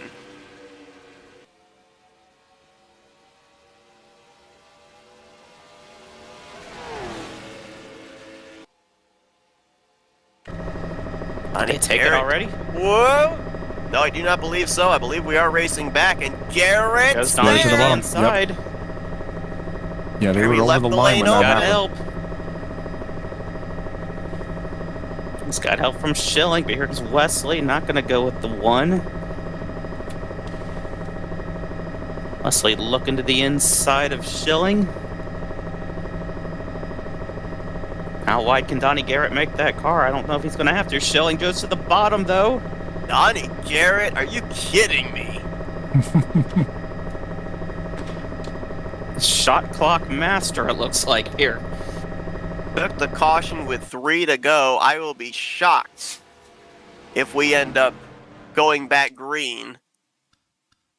He did it in the regular season finale. He may have just done it here in the last elimination race of the season. Has led 28 laps so far, and the 31st lap led may end up punching his ticket into the championship 4.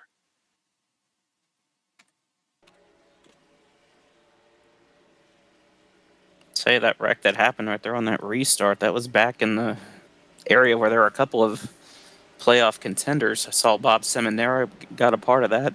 Josh Metallic was back there as well. I don't know if he was involved or not, but Denny Carroll's out of the race. He was involved in that. He was in a must-win scenario, basically, with where all the rest of the playoff drivers were running. Wow, looking at the replay, I don't know. Josh must have known something. That blue 39 down there, you can see he's leaving a gap between him and the 41. And then the 41 gets into mobs, and there goes the brouhaha, and Metallic just goes around, and there's about 8 cars rocking behind him. Like the 41 got into the back of the 31. That sent him up into the 712.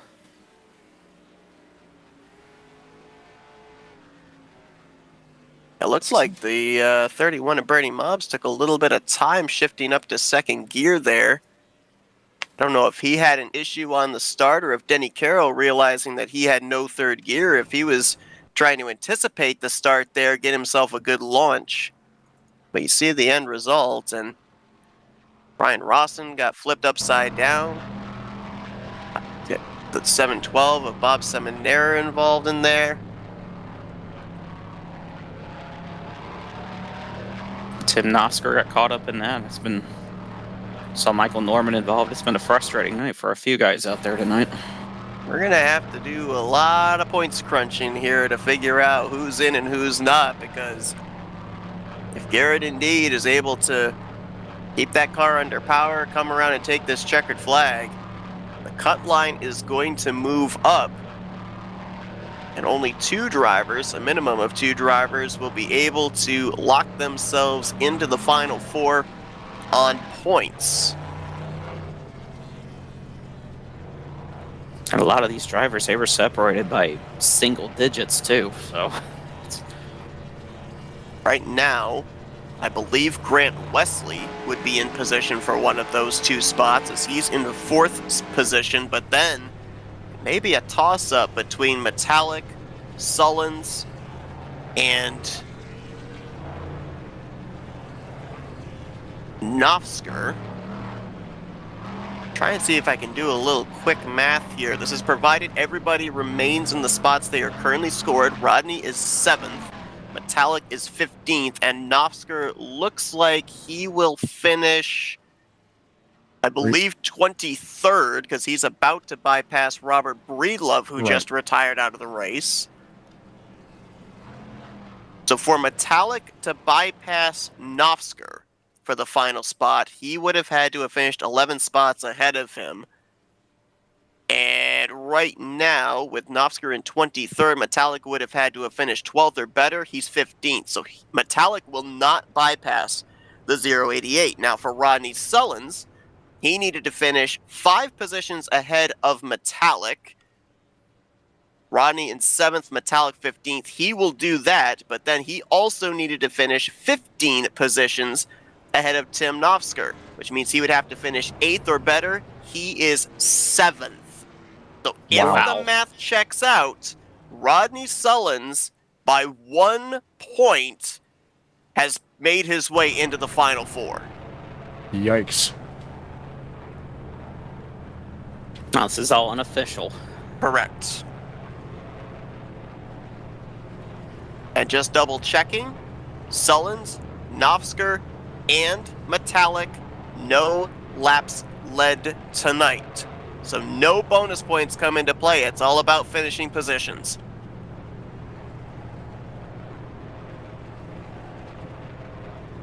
I think we may have only had 3 playoff drivers lead tonight. Donnie Garrett and Denny Carroll and Grant Leslie.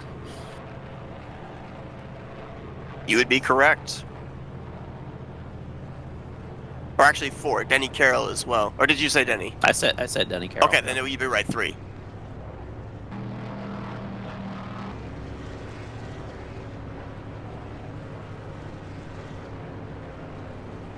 Donnie Garrett always comes into these races with the mentality of top 5 and top 10 them to death.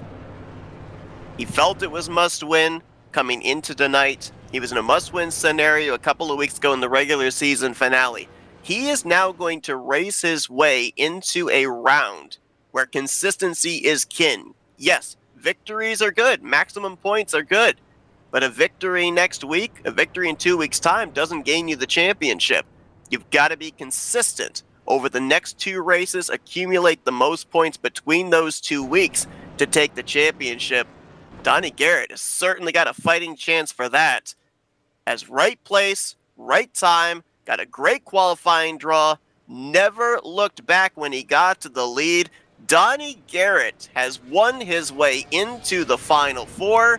He'll be joined by Chuck McClure, Grant Wesley, and we believe Rodney Sullins, pending the official calculations. And he likes to call himself the nature boy. I think he could start calling himself the Iceman. I mean, my goodness. I mean, wait. What's the whole spiel Ric Flair has? The styling, profiling, wheeling, dealing, jet flying, limousine riding, jet flying, kiss stealing, wheeling, dealing. I think he's done all that tonight. That's awesome.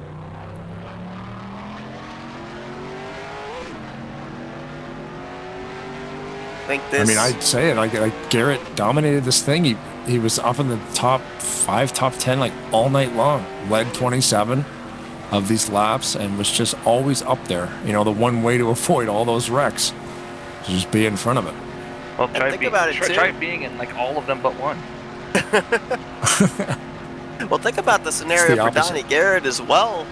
You know, you go back to the restart prior, he lost the lead to Jeremy Jeffries. He had to find a way around that Napa Chevrolet to win his way into the playoffs. Jeremy left him just enough room down the back straightaway for a race car to fit. Donnie stuck his nose in there, and he was not going to let off. So he goes spinning through the front stretch grass right here. So what happened when I got that last caution? Like a bit of in the back. I know, I was a part of that, but I still don't know what happened. The 31 got hit from behind, and I shot him up into Seminara, and it was just on from there, from what I can remember. Or we could just blame Michael. That works too. Blame me, but I was trying to get through it, and once again, those follow-up wrecks to the second to last caution was very interesting when I was racing back to the line.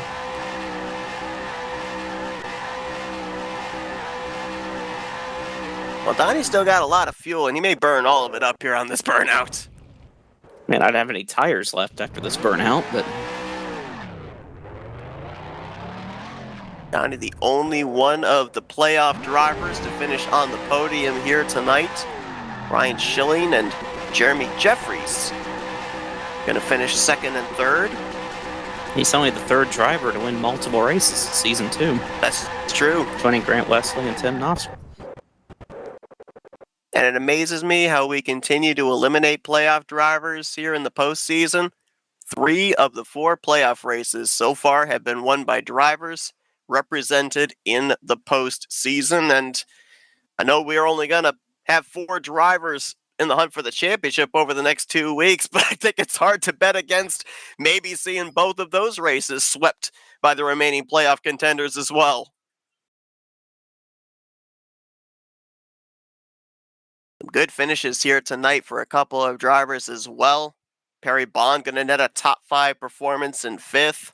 John Godfrey in the 6th position. Mentioned Rodney Sullivan's no back end, and he's going to bring it home in 7th. We do believe has locked himself up a spot in the final 4.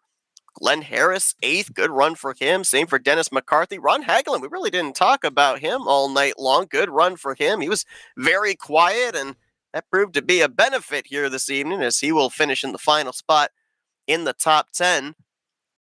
And I'm being told that as of right now, they are in the process of calculating the points.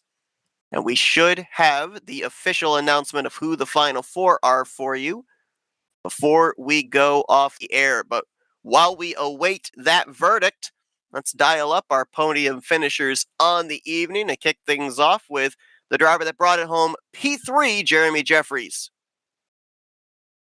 Hey, Jeremy, it's the guys up here in the broadcast booth. You got a copy? I do.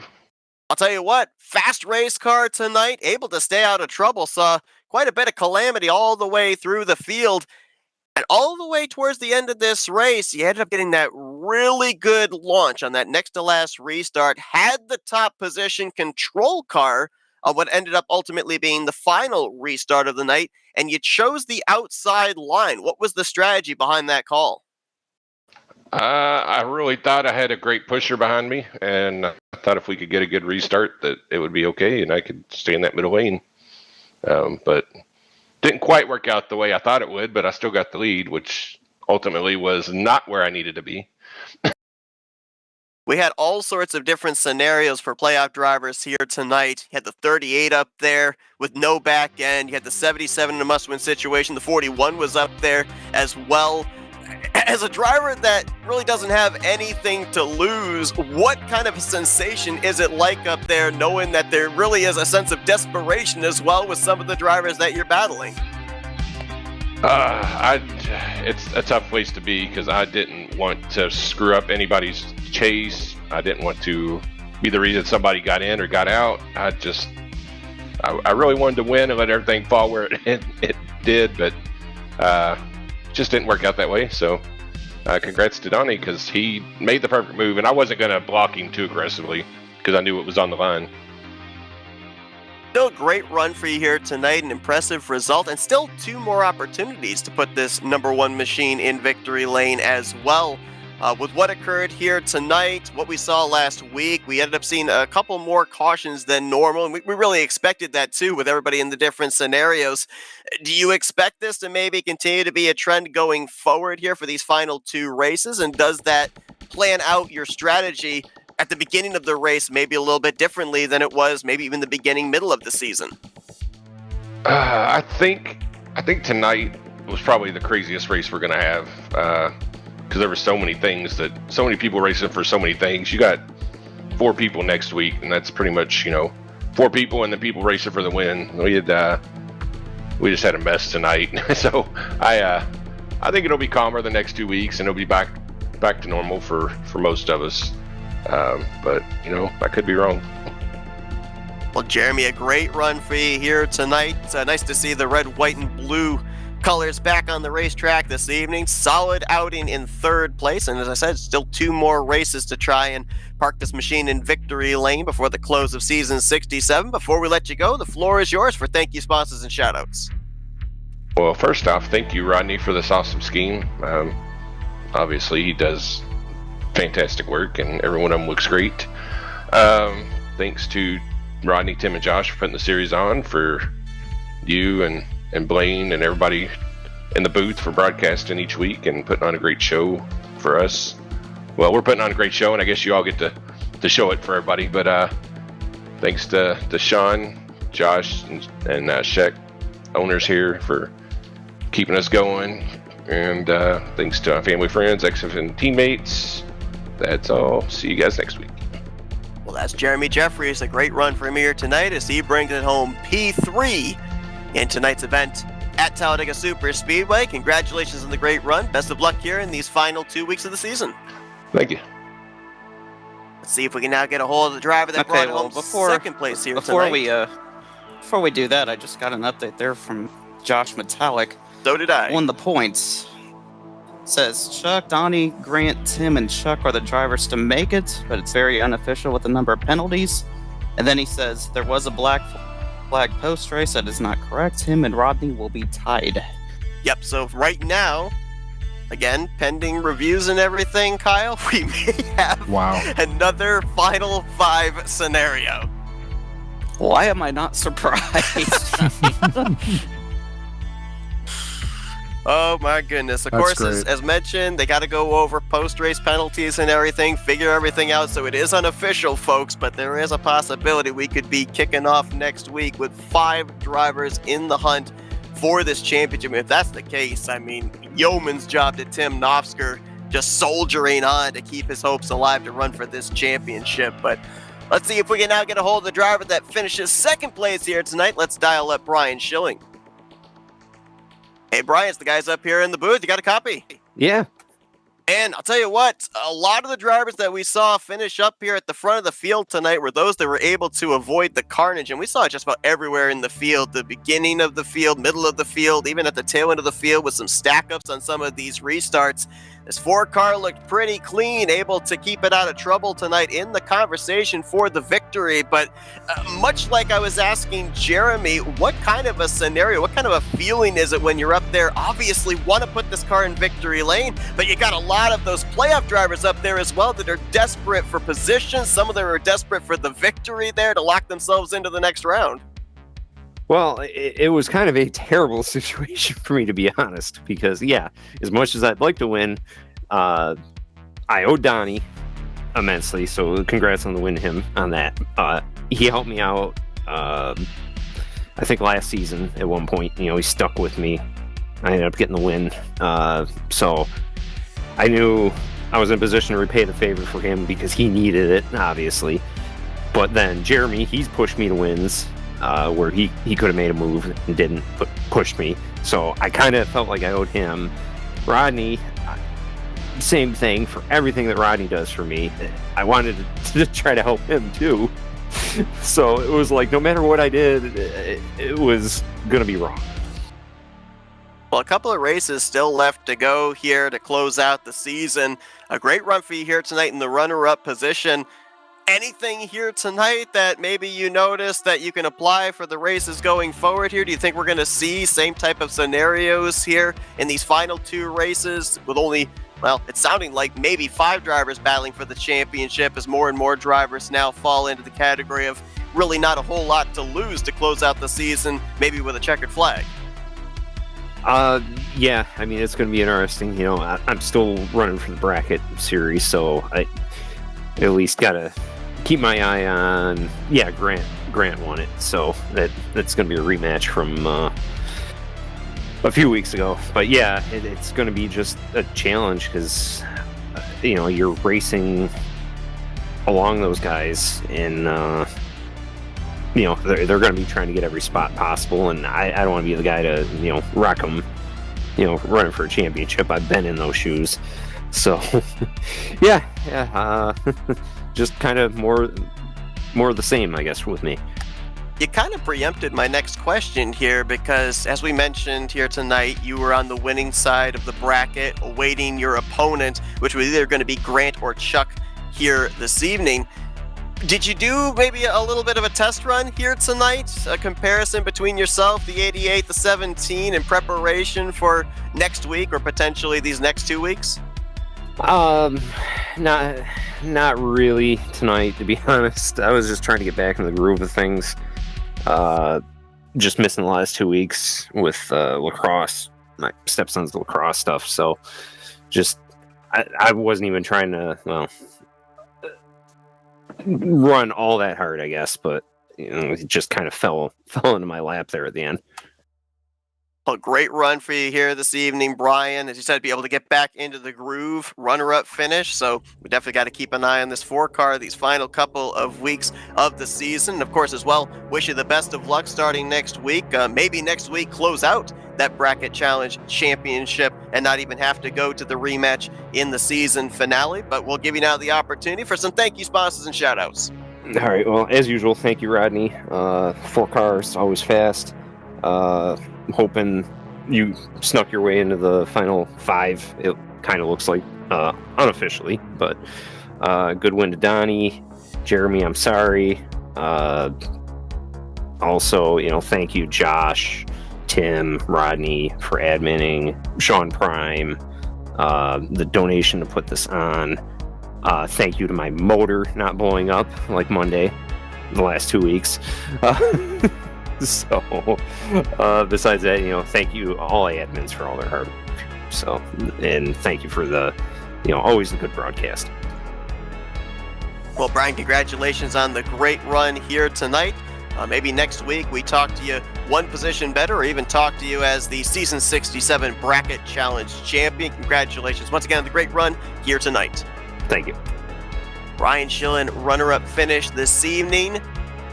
2/3 of the podium made up of non-playoff drivers, but this driver was in a must-win situation, and he got it done. He's moving on to the final round of the playoffs. Let's go down to victory lane and dial up the nature boy, Donnie Garrett. Hey, Donnie, it's the guys up here in the booth. You got a copy? I got you guys. Man, I'll tell you what, 77 driver laser focus tonight. I mentioned you were in our chat, said, hey, tonight is must win, nothing else, period, the end. As soon as you got to the front, seemed like it was nobody gonna get by this 77 car until that next to last restart. One was able to jump you, got in front of you, you were able to find your way back around him, but man, I'll tell you what a drive here tonight. This is the second time we've seen you do it this season. You did it in the regular season finale, and you do it here tonight. My guy, you're battling for a championship next week. I tell you, man, I'm just stoked. But I tell you, I got to stop and thank Brian Schillen. Me and that guy's we've got a hell of a history. But I helped Tim last season, and he came through for me, and he's helped me. And he don't realize how much I appreciate it. And Jeremy could have blocked me there on that. He knew what I needed, and he raced me so clean. And that just tells you the class of the people that race here, and they knew how important that was. And that'll all come back double fold. And I appreciate those guys so much. But man, I tell you, I just was so nervous all day, but I knew it was going to be tough. But man, I just raced so hard. I am wore out. I'm soaking wet. I'm tired. But I tell you, it's just happy to be here. We were talking about, we've seen this before, drivers coming into races like this in must-win scenario. And, all the aspects that we know of super speedway racing can basically put you at a disadvantage. We mentioned about tonight the fact that you were in a borderline must-win situation as far as statistically, and drivers have told us up and down across the board that these races are so difficult to win. How are you able to dial it up to a different level to be able to overcome all of those odds? Because just about everything is saying it can't be done, and still you're able to have your nose hit the start-finish line when the checkered flag's waving. I tell you what, just determination and don't give up, and just to cash it in a lot of help. But yeah, just they had nothing to lose. I mean, I raced last week, and I was going to say that I got turned at 199 miles an hour. I saw Elvis and Jesus, and God told me it wasn't my time. Elvis said he'd see me in a few weeks. So I don't know what that meant, but but I tell you, that was a rough one last week. But I was being conservative. You know what I mean? I was trying to be conservative. Tonight it was go for it. Just get to the front as fast as you can. Stay there. Don't let nobody buy you. And I can race like that. I don't like to race like that, but I had to be extremely aggressive tonight. And it's tough. And it's tough to be aggressive because you might mess up and cause an incident. Then you're at the back. So you gotta weigh that. You're constantly weighing. Go, stay, go. Go here, go there. Calm down, get going. But pretty much just on the gas all night, man. Just staying into it and going. I want to go back to something you said when you won that regular season finale. You said, now we're in the playoffs and this is where I thrive. Now, obviously tonight you had to win your way into the next round. And we see that type of a scenario in the elimination rounds. Now as we head into the final round of the playoffs, it's the accumulation of points over the next 2 weeks. A win obviously is big, but it really comes down to consistency. What is the confidence level going into those final 2 races? Because you talked about how consistent you've been able to be in the playoffs in seasons past. Well, you got some incredible drivers in that. I think it's still kind of up in the air. There could be even 5 people. And the ones that are there are tough. And I mean, Chuck McClure, man, I got a ton of respect for that dude. I mean, him and I, we talk on the phone every once in a while, and we're competitors. You know what I mean? We've compared ourselves to Earnhardt and Rusty. Not really sure which one's considered Rusty, which one's Earnhardt yet, but we consider ourselves those guys, and we race hard. But you know what? We just don't try to screw each other up, and it's gonna be a fun 2 races. I mean, we're gonna let it hang out and let the best man win, and I'm gonna give it all I got, and that's all I can do, and I wish those other guys a lot of luck, and but like I say, just I'm glad I'm there. I mean, like I said, I definitely had to win, and so I mean, it was either that or I was going to do whatever I had to do to win. So we're here and ready to roll. Well, the work has just begun after a wild one here tonight for you, Donnie, but at least for this week, you get to relax. You're locked into battle for the championship. You get to celebrate in victory lane. Your second victory on the season, only one of 3 drivers to do so far here in season 67. But before we let you get back to that celebration, floor is yours for victory lane. Thank you, sponsors and shout outs. Well, I got to thank you guys for always putting on a great race. I got to thank all the admins here. Hey, you know what? Just something just came to my mind. I want to dedicate this to Bones, man. We missed that guy. I wanted to do it the last time, and I was so elated and so excited I forgot. And because I want to dedicate this to Bones, man. We really missed that guy. And so, yeah, this is definitely for him. And we're going to go get him next week, man. Woo! But we will be keeping an eye on this number 77 over the course of these next 2 weeks. Donnie Garrett, must-win scenario coming tonight. He gets the job done. He will be a part of the championship battle starting next week. Congratulations, Donnie. Go enjoy this victory, and best of luck next week in the final round. Woo! Donnie Garrett, one of 3 multi-time winners on the season here tonight, as he joins Grant Wesley and Tim Knopfsker in that regard, and unofficially will join those same drivers along with Rodney Sullins and Chuck McClure in the final round of the playoffs. It's interesting. Obviously, things are going to change once the standings are reformatted, but you look at the 2 drivers here in this round that went to victory lane. Chuck McClure last week, Donnie Garrett this week. When they accumulate the points, not counting the victories, Chuck McClure, Donnie Garrett would have finished 6th and 7th seed at the conclusion of this round of 8. Man, that just goes to show you what a win means in the playoffs right there. Grant Wesley, he was, it looks like 13 points above the cut line. And then Tim Knopfsker, Rodney Sullins, again, admin reviews and everything pending, accumulated 789 points each. That would be a tie for the 4th and final transfer position. So, again, unofficially, it looks like back-to-back seasons, we are going to have a final 5 going into the next 2 races, this final round of the playoffs, which, obviously for those 5 drivers, they've got to love that fact. The thing they got to hate is if it was a final 4, you got a 25% chance of winning the championship. Now that decreases down to a 20% chance. It decreases a little bit, but this is what all these drivers were wanting right here. They wanted opportunity at the championship, and those 5 are going to have it now.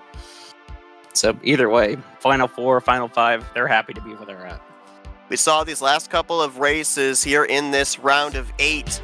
A lot more cautions, maybe a little bit more desperation out of drivers. Now, yes, granted, we've eliminated 3 as 5 drivers look to move on.